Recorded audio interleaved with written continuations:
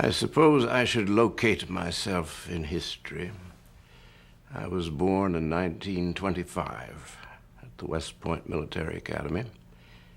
My father was a West Pointer, was the first instructor in aeronautics, and he was married to the daughter of Senator Thomas Pryor Gore, who had invented the state of Oklahoma some years earlier, and was still in the Senate.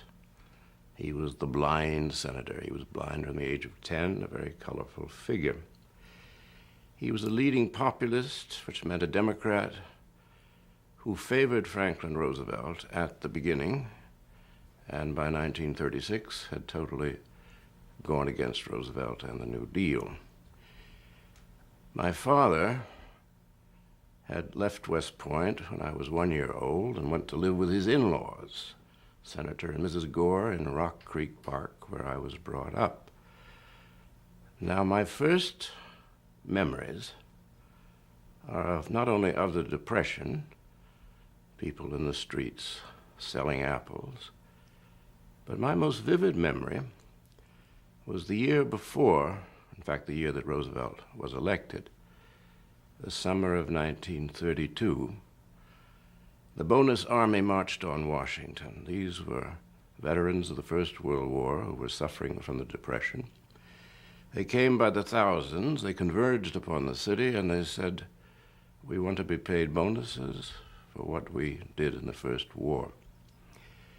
The government under Herbert Hoover was not about to do much of anything for anybody, but everyone was terrified. Senator Gore, my grandfather, didn't believe in giving anybody anything, so he was opposed to the bonus.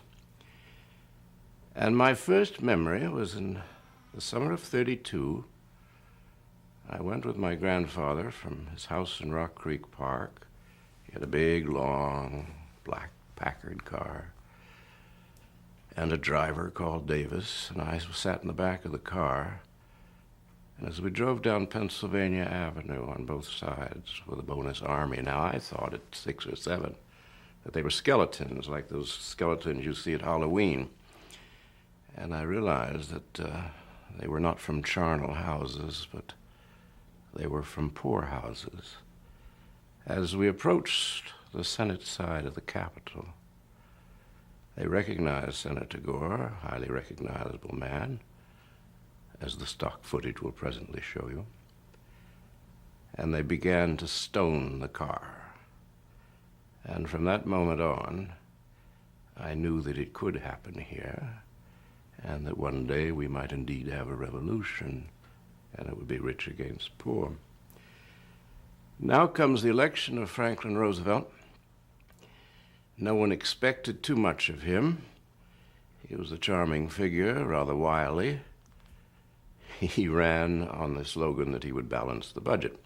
He made that speech in Philadelphia 4 years later when he was up for re-election. He turned to Judge Sam Rosenman, his speechwriter, and he said, "I've got to go back to Philadelphia.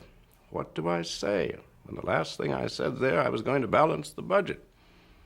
Judge Rosenman said, "Mr. President, deny that you have ever been in Philadelphia." In any case, he did not balance the budget, but he saved the Republic.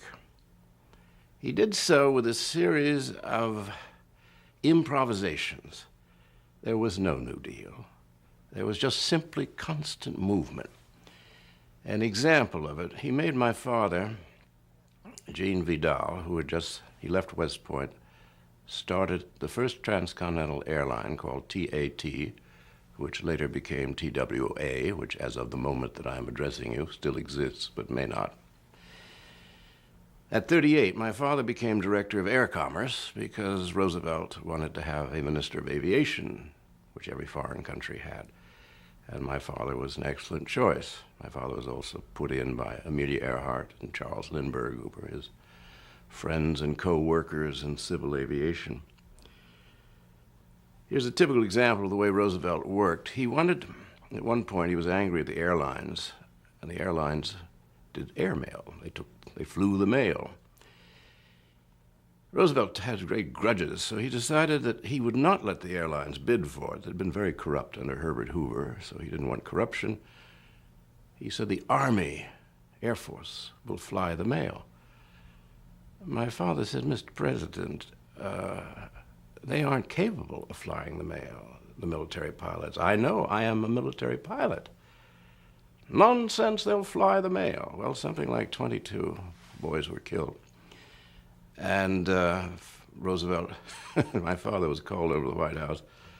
Roosevelt said, well, Brother Vidal, we have a problem. My father said, I love that we, since it was over his dead body, but you always took the blame for the president. So they quickly improvised. Roosevelt was never, unlike Hoover, who was paralyzed in office. He couldn't think of anything to do. Roosevelt would try anything. So suddenly, having flown the mail, made a big mess. He just did a complete reversal. And now the airlines are able to bid again, as they've always bid, and things were all right. Meanwhile, Charles A. Lindbergh attacked Roosevelt as the murderer of the Army pilots, beginning a lifelong feud between Lindbergh and Roosevelt, which culminated at the time of the Second World War. The feelings in Washington, I was a very political child, I saw the New Deal from that of the house in which I lived, the house of Senator Gore, who with each passing month detested the president more and more. He saw a dictatorship coming.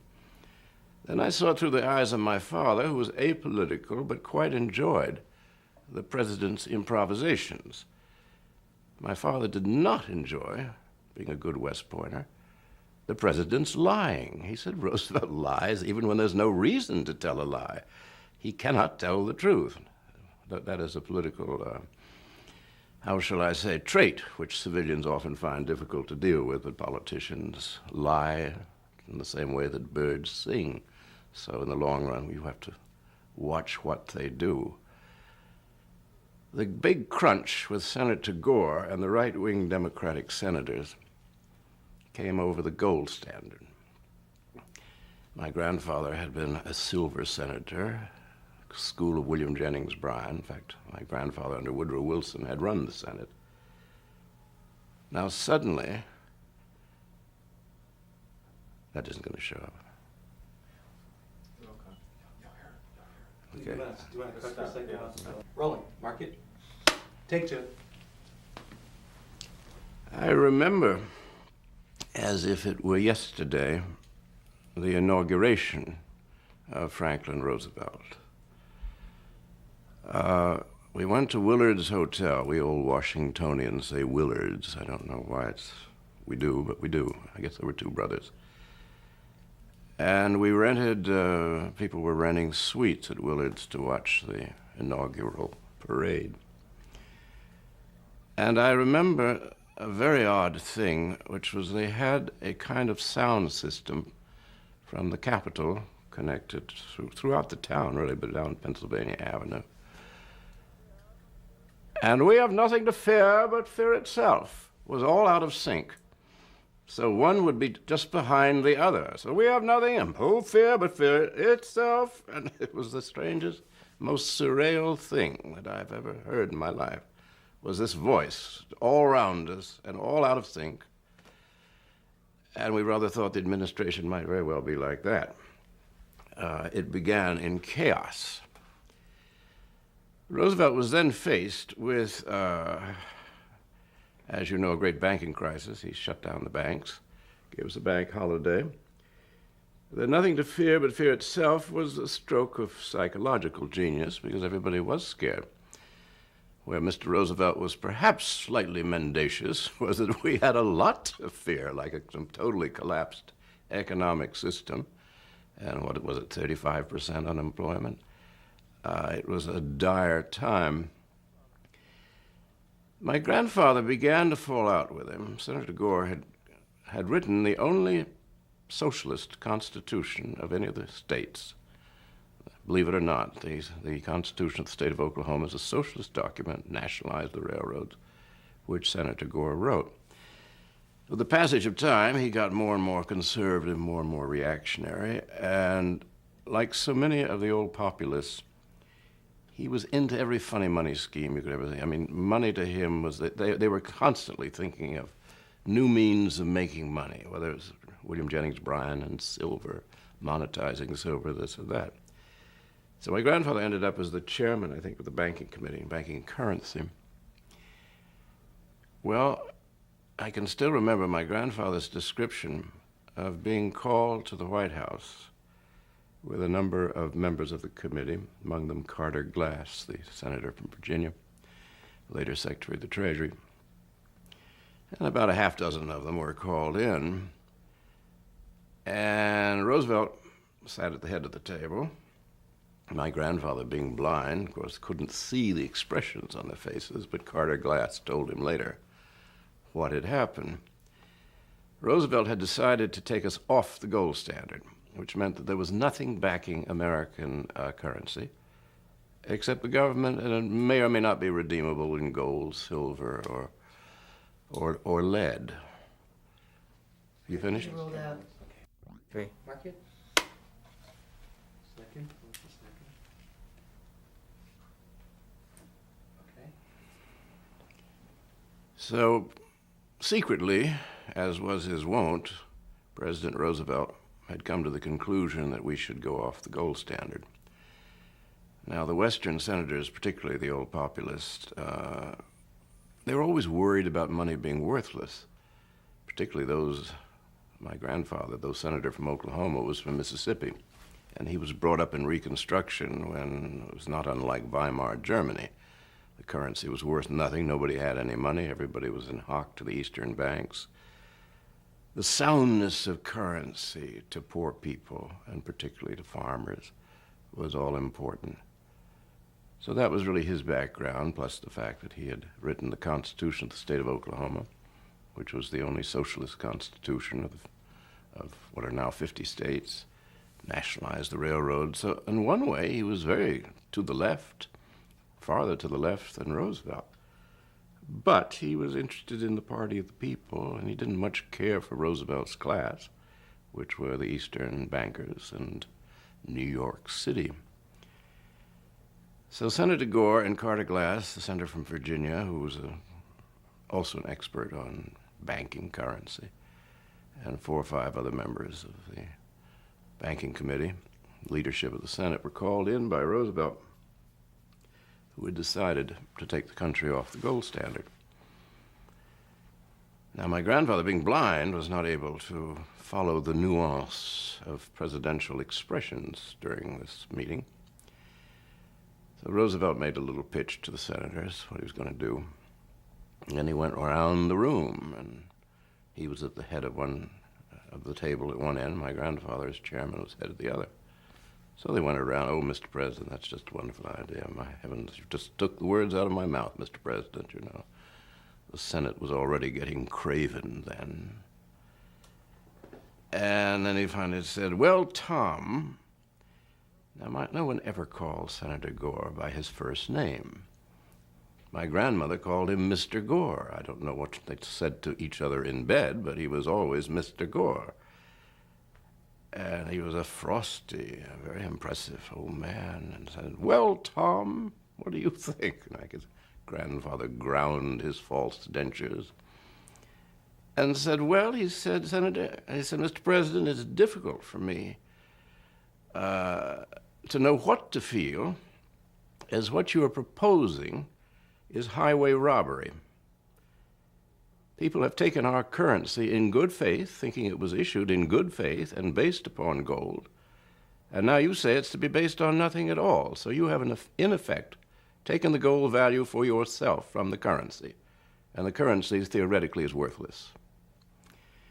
Carter Glass told my grandfather later that the president went ashen during this, said absolutely nothing to my grandfather, shut down the meeting, and from that moment it was war between Senator Gore and President Roosevelt.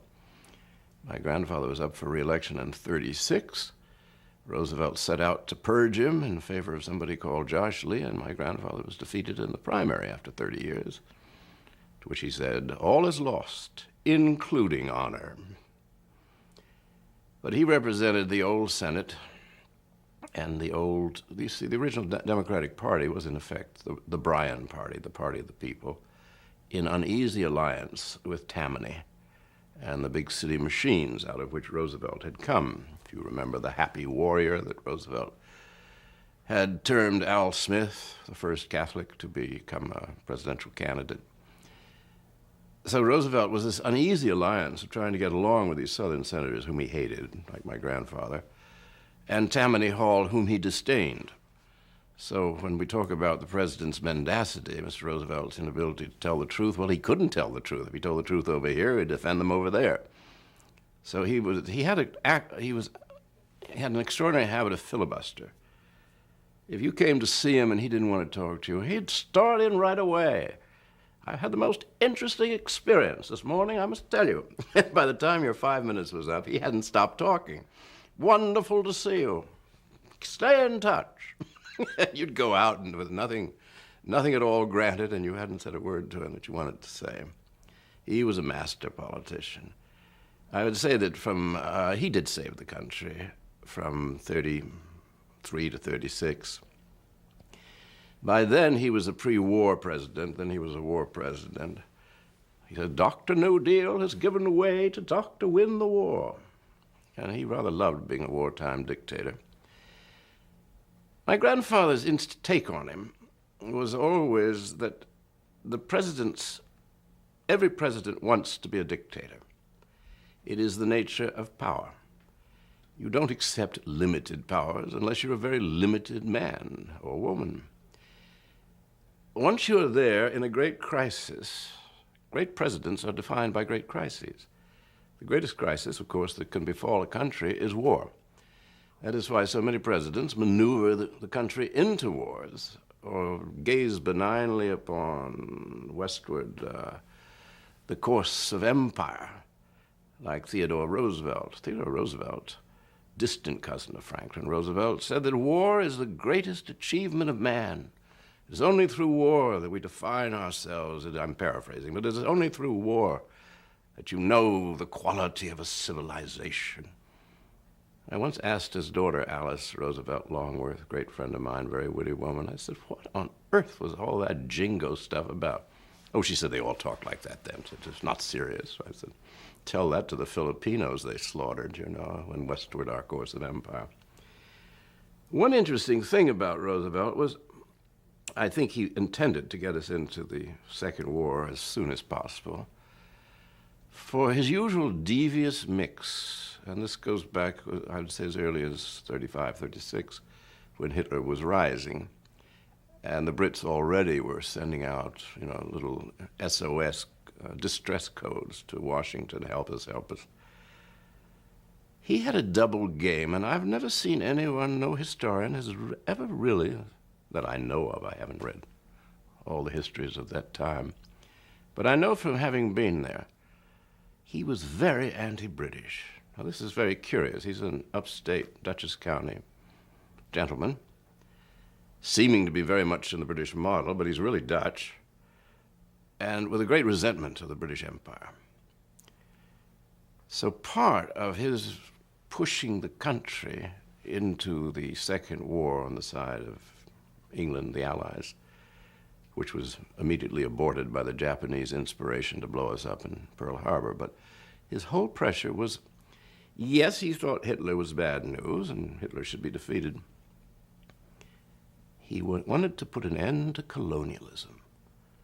He wanted to break up the British Empire and the Dutch Empire and the French colonial empire. And who would pick up the pieces? We would. Now, this was the imperial Roosevelt that is not much dealt with. And you had to be there sort of at the time knowing what the discussions that were going on and the real hostility to England, and at the same time a sort of love-hate relationship. And, of course, a desire to keep, not to let them fall, not to let Hitler win. But much more important, Roosevelt spent more time muttering away to Churchill about what to do about India than they did talking about opening up the Normandy landings. So in a sense, Franklin Roosevelt, from the beginning, really, was going to continue the imperial mission of his cousin Theodore, who was in turn the uncle of his wife, Eleanor Roosevelt, and the world was going to be American. And so he gave it to us. And from 1945 to 1950, that was the length of our world empire. It only lasted 5 years, from his death to the Korean War. The world was ours, and he and cousin Theodore would have been very, very happy at this hegemony of the earth. Then things fell apart. Can I ask you some questions Yes. during the Depression? We have 50 feet left. Oh, okay. Go ahead and mark it. Thank you. Okay. Well, the National Recovery Act, the NRA, with that blue eagle, and all the kids loved it because you were given these things that you could then stick on windows and make a great mess with the NRA. And the head of it, Hugh, what was his name? Large, heavy, what? Hugh Johnson? Oh, yes. And the head of it, of course, was a huge ex-journalist called Hugh Johnson, very colorful figure. And it was really to get people to come together economically, take certain, as it were, to shade capitalism. And of course it was declared unconstitutional by the Supreme Court, which then brought on in 36, Roosevelt's, or just before 36, his desire to purge the Supreme Court, by which time senators like my grandfather were in a total rage with him that he was now trying to destroy the balance of the Constitution. One of the, I think to me, the most vivid... Roll out. Yeah, we only have 50. Mark it, please. Well, of all the improvisations, certainly of the first 100 days and the first year or two, the most vivid were the CCC, getting young men out of work, sending them around the country to work in the timberlands, to work outdoors, to feed them, give them money. Practically every public building in the United States worthwhile in the small towns and cities is the local post office, always made out of good American granite. Roosevelt built practically every post office in the country. This was Keynesianism, even though Roosevelt never understood Maynard Keynes, and Maynard Keynes never understood Roosevelt. They had a terrible meeting in which neither one understood what the other one was talking about. Roosevelt was not an economist, but he was a great improviser. As he thought these things up, he had a good brains trust. He took in a lot of bright young people, and he disdained the conventional wisdom, and hence was called an enemy of his class. Well, these poor idiots on Wall Street didn't realize that Roosevelt had saved the United States and had saved his class, because we were in danger. There was a lot of turbulence. We could have had a left-wing dictator. Huey Long could have strode or stridden out of Louisiana, every man a king. Roosevelt was very frightened of Huey Long and what this thing meant. So in an orderly way, he was improvising, and it was a rather exciting time. Now, his great gift was something that nobody knew, and I don't think Roosevelt knew it either. Radio had just come into its own, and he turned out to be a superb radio performer. All the other politicians thought he was cheating, since he was good at radio, he ought not to use it, or he ought to be as bad as they were. They would talk boom into the radio, the way they would do out on the hustings, out on a platform. Roosevelt would caress with his voice the microphone, and he treated the people as though they had intelligence. And I remember once, I was a great friend of Eleanor Roosevelt. In the last 10 years of her life, I lived near her, upstate New York. I saw quite a lot of her. And she said something to me about, I was a Democratic leader upstate New York, and she said, don't do too many subjects in one speech. Just remember, there are only one or two things you can explain. But if you take the time to explain it, so the people are not stupid, they will follow you. But you have to start at the beginning, and you've got to explain it. And that, because of that, if you notice the cadence of his voice, when he began, he brought his voice down half an octave, I think it was, through a voice coach.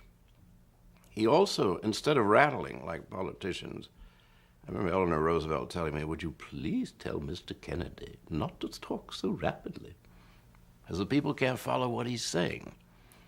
Roosevelt was superb at explaining just what was going on. And the whole country tuned into him. I mean, the idea of a sound bite in those days, I mean, we were a serious country. The people had something to do with the government, and they felt in Roosevelt they had somebody who understood them, somebody who spoke to them. Other politicians found him mendacious and tricky, which indeed he was, but he was also had a direct pipeline to the people. Then came the newsreels, and he was pretty good at them too. And he used to call them his garbos.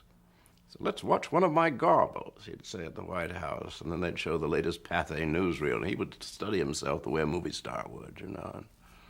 That's not a very good angle, is it? So here was a president who had established a rapport of a sort that has never been done since between the White House. Television cannot allow it because 7 minutes is considered eternal on television.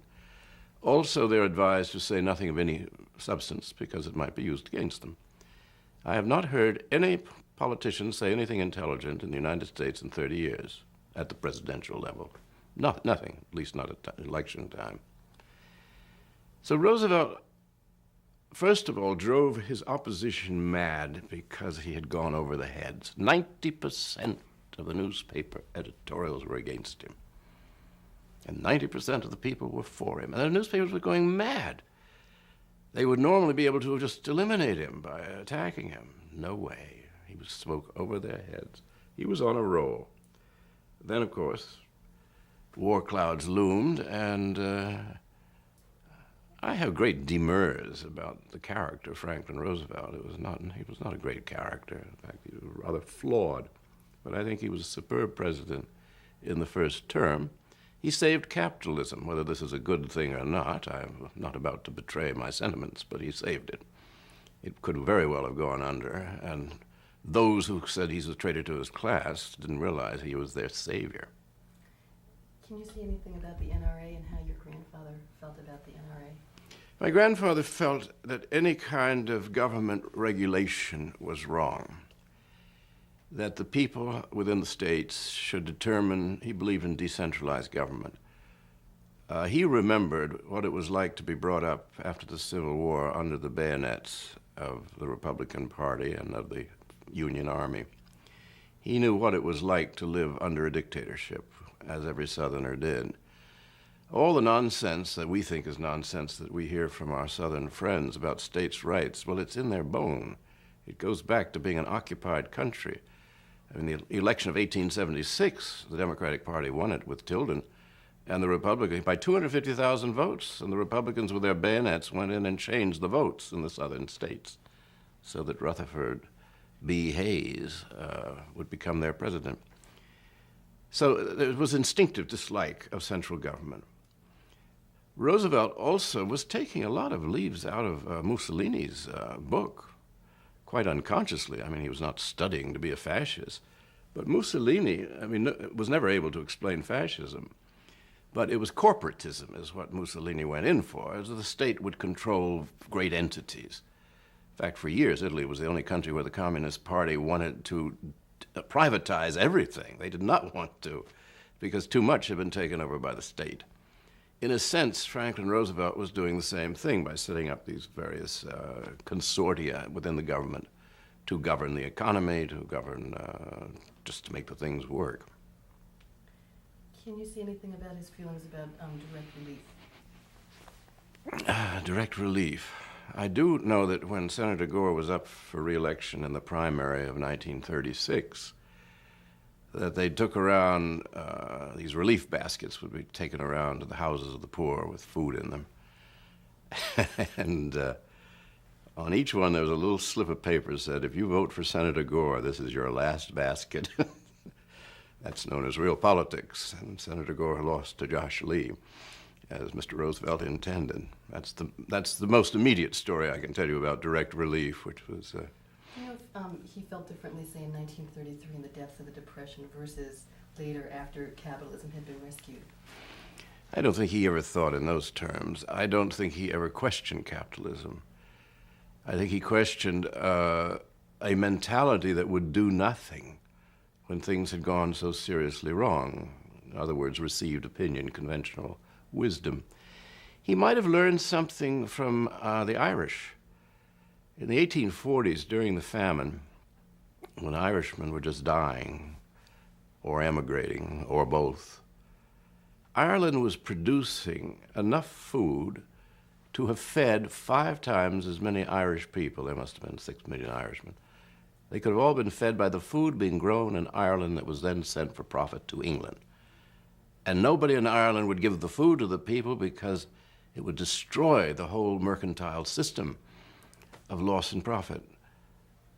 The Irish immigrants were very lively. I mean, his political advisor, fixer, James Aloysius Farley, certainly knew about that. And Roosevelt was well tuned into Tammany Hall, which was largely Irish in those days.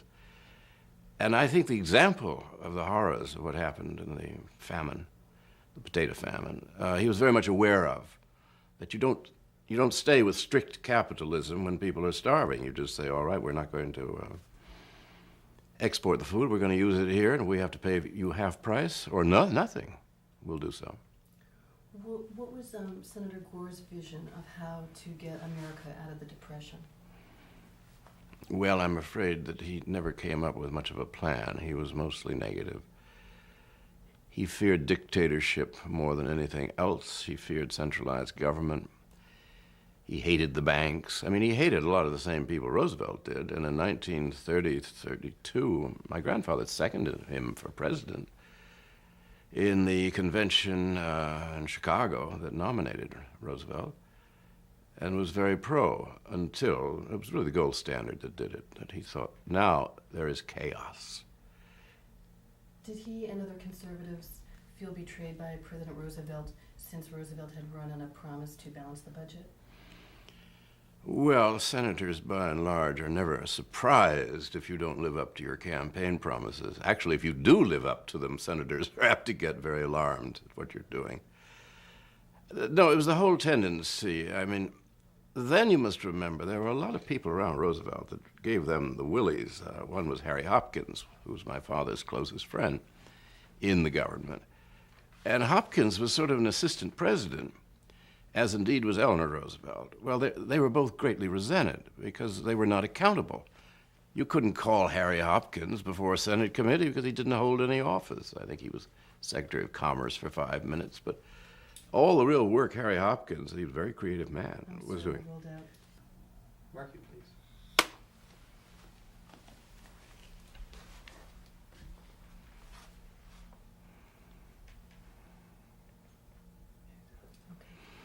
I think that one of the things that the conservative, or indeed liberal, politicians disliked about Roosevelt was not only the centralizing of all power, but this vast bureaucracy.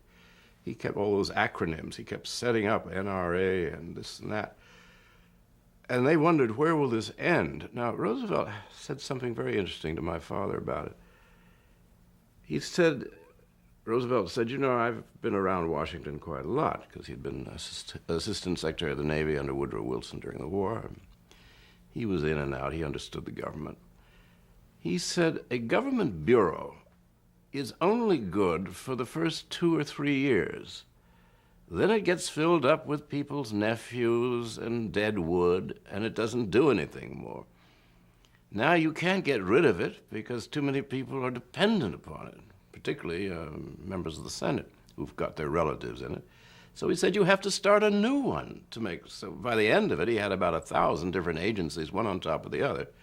But each new agency would propel the ship of state a bit forward. So he thought that that was worth the risk of ending up with a huge bureaucracy, which nobody much liked. Then people like Harry Hopkins, who was a charming man. I remember my father became 40 years old as Director of Air Commerce, and they gave a little party for him. It had cabinet rank at that time. Didn't exist when my father left in 1936. But I remember Harry Hopkins' gift for my father's 40th birthday was a box of dirt, which rather summed up their view of politics, since neither one was really a very serious politician. But both were, my father into aviation and Harry Hopkins was into good works.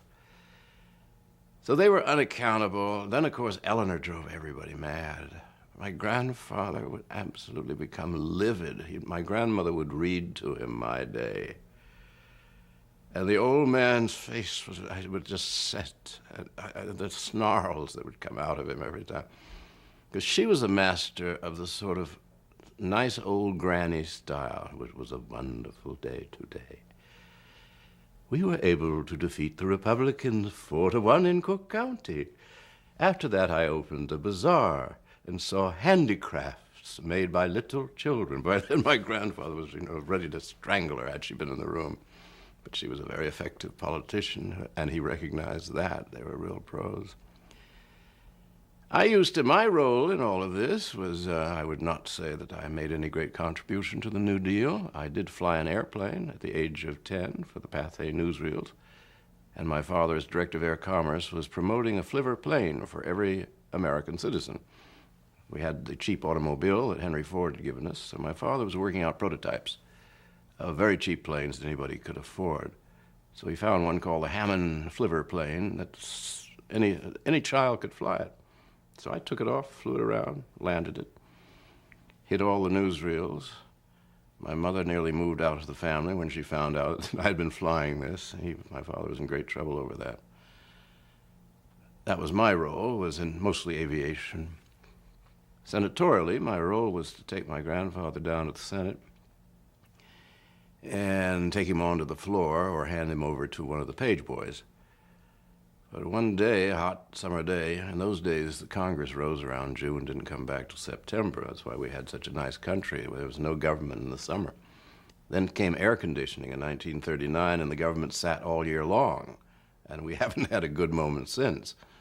But in those days, everybody left town. The president would go up to Hyde Park, and senators would go home, mind their own business, and the government would shut down. But this was a hot day. And in those days in Washington, boys took off their shoes in June, didn't put them on again until September. So I, wearing nothing but a bathing suit and barefoot, get into the family car and the driver and go down to the Capitol to get my grandfather to bring him home for lunch.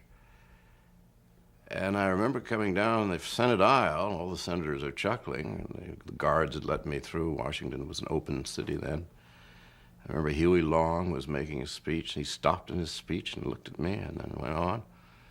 And I said, come on, you got to go to lunch. So my grandfather took my arm. Now, being blind, he couldn't see that I didn't have anything on except the bathing suit. So as we start up the aisle, there's all this laughing, and suddenly the vice president comes down from his throne, John Nance Garner. I can still remember that red face, smelling of whiskey, with the tufty eyebrows, and teeth like black pearls. And he said, "Senator, this boy is naked on the floor of the Senate." My grandfather felt up my arm, and then we flew up that aisle with such speed. So that was my main experience in the well, as it were, of the Senate. Do you have any recollections of conversations at home or between senators about the first 100 days or about early New Deal years? Yes, I do remember people like Jim Reed of Missouri, who was a great friend, and he would come over to the house. Huey Long would come over. They really thought that Roosevelt was going to declare himself Lord Protector of the realm. They really thought we weren't going to get a Hitler, we were going to get something like Cromwell. And they saw their powers going. You see, there's always been an oscillation in Washington between the two ends of Pennsylvania Avenue, the White House and the Capitol, and they're always at odds. Sometimes one is dominant, sometimes the other. With the murder of Lincoln, who was a total dictator, it went all the other way, and the Senate was all important. The Senate governed the United States, plus the Speaker of the House, whoever he might be. The government was run from Capitol Hill, and they were the great players. First World War, that's between Ulysses Grant and Woodrow Wilson. The First World War, again, concentrated power in the hands of the president. So the power began to slip away a little bit. Then Wilson gets sick, The Senate grabs the power back again, kills the League of Nations, and holds on to it through a series of very dim presidents until FDR. FDR makes it very clear that the Senate is going to do what he wants them to do, or he will purge them, those of his own party. And his big purge was in '36 over the packing the court plan. I don't know how many senators he got then. I know he got my grandfather then. I think it was 2 years later he tried another purge, which blew up in his face. And of course he lost the battle to pack the Supreme Court. By then even the people at large were getting very nervous of a president that thought if the Supreme Court did not obey him, he would add another 4 or 5 members. He's very funny. There's some wonderful footage of Roosevelt saying, "I believe the Constitution gives me the right. I think it's right here. I can make 4 more. Maybe it's 5 more, perhaps 10 more justices." They were shaking. But the people thought by then he was getting a little too arrogant, and the people rebuffed him on that one. But they re-elected him in '36 very handily. Going back to, say, work relief programs, do you know how your grandfather and other conservatives felt about WPA or Civil Works Administration? Well, it's very simple. They thought the government should not be doing any of this. The government had never done it before. They immediately equated it with godless communism or with godless Nazism, and thought that this was un-American, that Americans, we'd had a lot of depressions before. The Depression of 1907 was in many ways more devastating, particularly in the South and the West, than 1929 to 32-3. On the other hand, they had no solutions, and he had a lot of improvisations. But always remember one thing, in a sense, my grandfather was absolutely right. It didn't work. The New Deal did not work. We still had almost 30% or 25% unemployed at the time the Japanese blew up Pearl Harbor. And it was only with the Second War that we had full employment for the first time in heaven knows how long. So for all the improvisation, tinkering, it was mostly distracting. It helped some people, didn't help others, and the country was still down. And with the Second World War, and that is why we got the national security state, which Harry Truman's legacy to us was to keep us on a wartime footing at all times to keep employment up. This proved to be a fatal step, but that is another program. From my reading, it seems that Senator Gore also had a pay-as-you-go kind of philosophy toward government spending. Can you say anything about that? Any particular examples? No, other than he believed that you never spent more than you took in. He always said that it was criminal, the amount of money that his children and grandchildren and great-grandchildren would have to pay off the debts being incurred by the New Deal. If he could have seen what has been done in the last 8 years, he would have gone quite mad. No, they thought that a budget was a budget. A budget would be made by the Congress, and the president would execute it. And I remember the first moment Senator Gore said when he realized that Congress, that the Constitution was basically at an end, was under Woodrow Wilson, when an important budget bill was drafted in the White House and sent down to the Capitol when it should have been the other way around. And he said, at that moment I realized that our powers were at an end. And Roosevelt finally put the tombstone on it. What would you say is... We have to change. Okay. Mark it, please.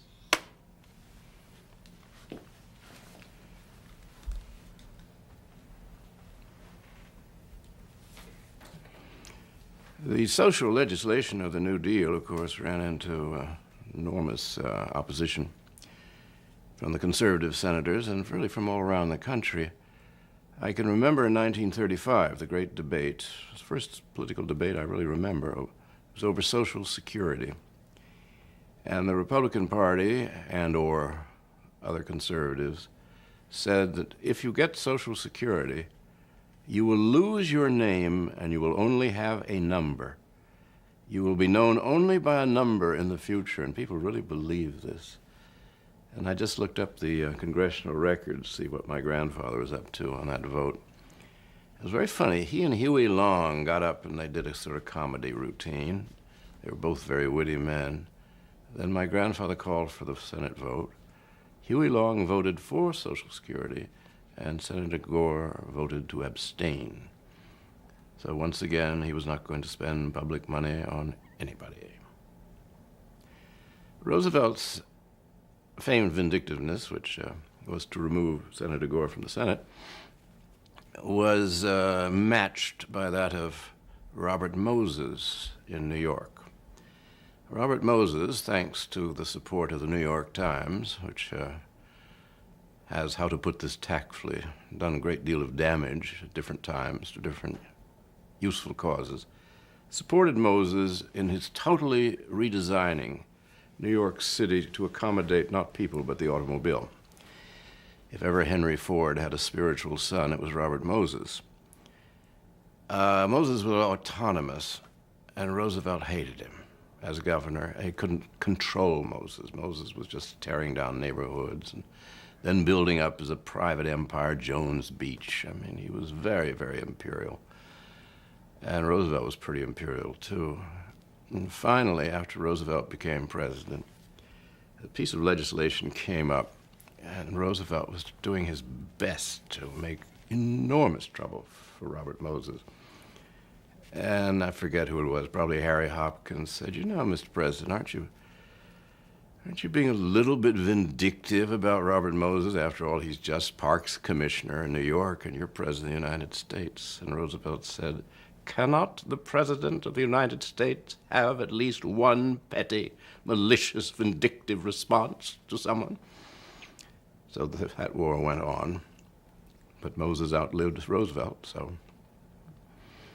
Do you know any... Mr. Vidal, excuse me, can I trouble you to lose that napkin? Believe it or not, I can hear it. Oh, no. Thank you very much. And can you tell me that story again, but it was probably Harold Ickes that said that too. Was it Ickes? Yeah, Yeah. it was probably Probably Ickes. was, that's what I So was you thinking could too. do that again and just replace Hopkins with Ickes. Yeah. Just a second. Okay.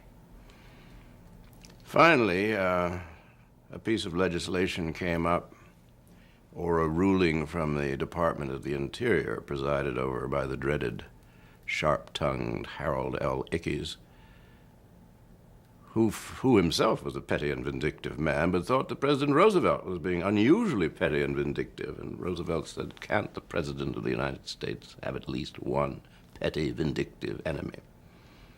And of course Moses won because he outlived the president. A lot to be said for outliving your enemies. What can you say about LaGuardia? I can't say much about him. I met him once or twice. He and Jean Vidal, my father, had a big row over the airport.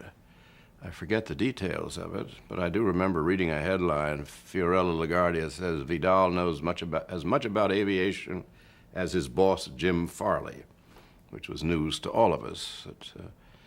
Actually, Fiorello LaGuardia's experiences as a flyer in the First War had gone to his head. He was apparently, as my father returned the compliment, and he said he thought it most unlikely that the mayor of New York could even fit into an airplane, much less fly one.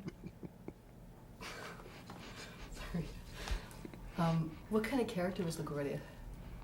I don't know. He was just what he seemed to be, squeaking away, and he was very clever. I mean, he was Jewish one day, he was Italian another day. I suppose he had Irish days. I mean, he was really a polyglot mayor of a polyglot city. I assume more good than bad. Can you say anything about his role in transforming New York City during that first administration? I lived in Washington. Okay. So I'll go back to that earlier question about we're in 1936. FDR has just been renominated. Where has the country been and where is it now? Well, we come to the summer of 1936. Roosevelt is renominated. There's a terrible moment at the convention. As you know, he had metal braces on his legs and he couldn't move them. He pretended that he could, but he couldn't. So he was sort of like the Frankenstein monster. His legs would go like that. And he had to grip on to usually his son James's arm as he clanked. And he always wanted to be seen standing when he accepted nominations or on any great public occasion. So he was walking out of the wings to accept the nomination and suddenly, like a tree, fell. And they said it was the most awful sight. He fell like this. And the pages of his acceptance speech were all over the stage. Luckily, nobody saw it. It was backstage. So they got the pages together, and they were out of order. So if you listen to the tape of the second the second acceptance speech, there are moments of slight confusion as he is desperately trying to get page 12 in front of page 13. That was a rather startling moment. It was always startling to think that the man could not walk, that he really was paralyzed, and had a terrible fear of fire, as anybody who can't move around might very well have. So the summer of '36, I remember Alfred M. Landon. My whole family was, of course, for Landon by then, since Senator Gore had been done in, and my father was leaving as Director of Air Commerce. And it was a sort of a triumphal coronation, really, of Franklin Roosevelt. He was still suffering from the Supreme Court battle, and there were certain doubts about him, but again, he had the camera, he had the radio. He was the president. And I remembered I was overseas in a hospital in the Aleutian Islands when Roosevelt died. And I realized these kids around, nobody had ever known another president. And for my generation, you say the president, and you mean Roosevelt. The others have made hardly an impression on us. And with 36, things seemed to be looking up. And it wasn't whether the programs had worked. It was that something had been done, confidence had been restored in the banking system. Money is nothing but fiat for labor. It isn't, as my grandfather, I think, naively thought, it's to be redeemed in gold. All right, what does gold mean? What do you redeem that gold in? Labor or potatoes? I mean, money has to be based upon something. What is it based on? Confidence in the government. So when you have nothing to fear but fear itself, you remove the fear, and your currency is solid. What's FDR's legacy? Confusion. I see no legacy of Franklin Roosevelt. He was a one-time political operator. Had there not been the Second War, I think we might have had two political parties instead of the one party with two wings, one called Democratic, one called Republican. We have no political system at all. We have a sort of corporate party with two wings, both financed by the national security state, both financed by this constantly being at war, hot or cold with somebody. Most of the revenues for 45 years have gone to what we euphemistically call defense. I have seen nobody at all like the Roosevelt of 33 to 36. No one on the horizon who's able to define what it is that we fear, possibly because we've not yet had that large a crisis. But as I suspect, as the depression, and I use the word depression, not recession, in which we now find ourselves, we may suddenly have on the horizon, if we're lucky, a Franklin Roosevelt, and if we're not lucky, Oliver Cromwell. I'm giving you endings. I can only give so many endings. Stop for a second. Mark it, please. The legacy of Roosevelt, the war president, I'm afraid has outlived the legacy of Roosevelt, the social meliorist who brought us together. I'll give you a visible for somebody who was brought up in Washington at the time, was the change of the city at the war. I can remember the building of the Pentagon, a building that we all hated. We just didn't like the look of it. I can remember the guards that started around 1940 and after 41. You used to be able to wander into the White House whenever you wanted to, wander into the Capitol, wherever you wanted to. Then came the guards. Then came the tanks out in front of the White House. And now the president, as he moves around, is moving like Augustus Caesar. The empire is underway, and Roosevelt was our Emperor Augustus, and there is the Pentagon. There are these vast entities hiring millions and millions of people inclusive of, regardless of race, creed, religion, or whatever.